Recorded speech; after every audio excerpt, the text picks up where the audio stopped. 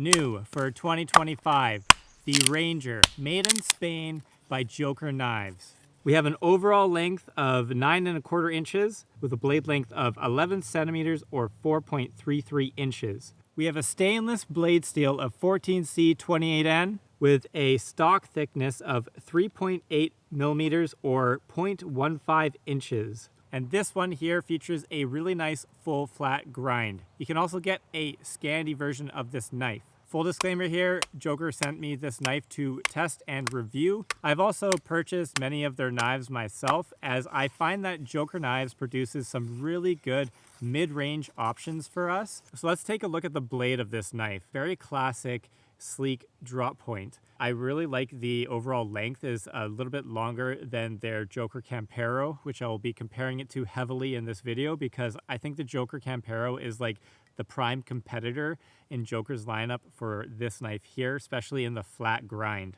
It is a very nicely ground flat grind that can give you some really clean shavings, some nice curly feather sticks, and it also has a nice 90-degree spine for some really good scraping action. It easily scrapes off like moss and bark off of, pieces of wood. You can easily scrape some finer wood down so you can take a spark from a ferro rod, and you can easily use that spine to strike your ferro rod with and start up a fire with your feather sticks and your shavings that you made with just the knife itself. And sometimes like a flat grind is superior to a Scandi grind when you are doing more things than just wood carving with it. Around a campsite, like the flat grind is going to be better at slicing tomatoes, at slicing cucumbers, at cutting any sort of food prep. It's going to be better. If you're a hunter, a flat grind is just going to be better than a Scandinavian grind. When you're hiking around, you don't really need a Scandi. You can easily just bring a flat grind with you. In the comments section below, let me know other knife models or other brands of knives that are flat grinds that may compete with the Joker Ranger and may even be potentially better. One thing is the Campero does have a sharpening choil and the Joker Ranger does not have a sharpening choil. But something that I really, really like about the Ranger is that I really like the transition from the handle to the blade. You basically have hardly any space between where the scales end and where the cutting edge begins. I absolutely love when a knife does that because you have a lot more power in a grip like this, and most of your power is right in this section here. So the further away the blade edge starts, the less power you have on your push cuts when you're doing things like feather sticks. Also giving us 14C28N in this model. I do prefer that over their N695 steel. It's honestly not the biggest difference in the forest. This technically does have more toughness, which is better for an outdoor knife, while N695 may hold an edge like slightly more than 14C. But overall, I don't really notice much of a difference in practice. It's just nice to know that the steel itself is going to be a bit tougher. So if you are doing a little bit more aggressive stuff, you're not too worried about it chipping out on you. Also, if you're not subscribed, make sure to hit that subscribe button. Make sure to drop a comment and a like. I'll have plenty more videos coming out this summer. Another difference is that the handle, I believe, is just slightly bigger than the Campero in a few ways. I think it's slightly longer. It's slightly fatter this way.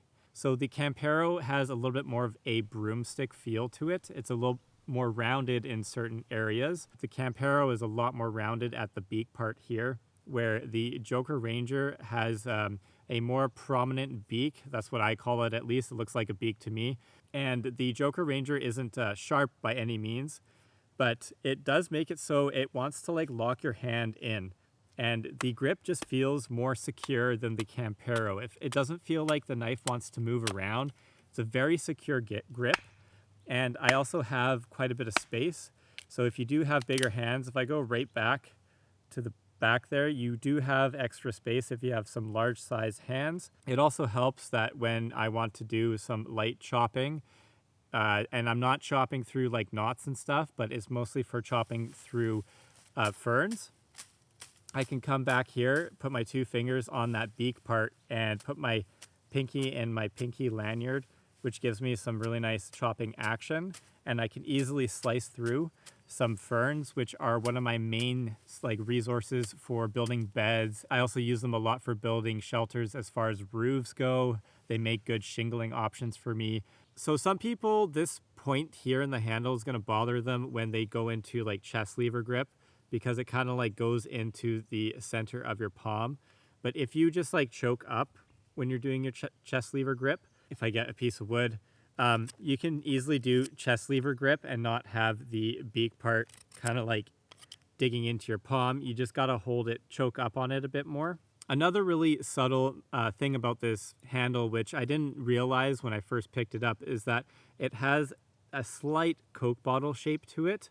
It's not super pronounced, but in this section here, it thins out and then tapers. But it's a very comfortable shape because it has like a palm swell feeling in this section to fill your palm, and your pinky just kind of rests in the slight scalloped area, making it an incredibly comfortable. Like, this is a very secure, well done handle, and I think a lot of people will like it. It's really nice to see a company in the mid-range doing a handle like this that you would almost see on like a $400 knife. And to be quite blunt, like, this knife is quite vanilla. There's nothing too unique or different compared to other knives that have come out in other companies and stuff.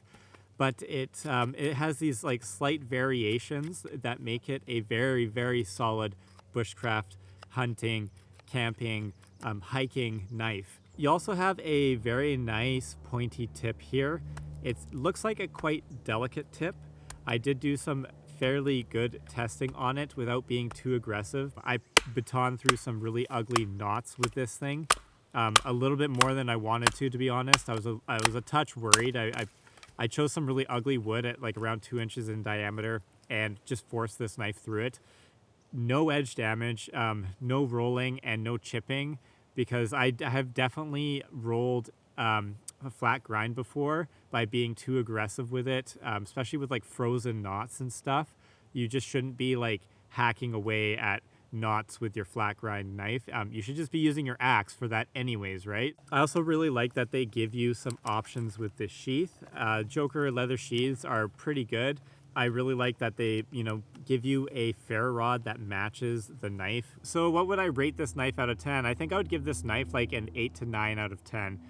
We still have like a budget steel on this, and you could put a sharpening choil in this guy, and maybe some people would like this rounded off a little bit, but I'm being pretty nitpicky with that. I haven't had enough time on this guy yet to tell you whether I would choose this over the Comparo, but I might be choosing this one more because it is slightly larger, which I do like, and the handle does fill my hands more.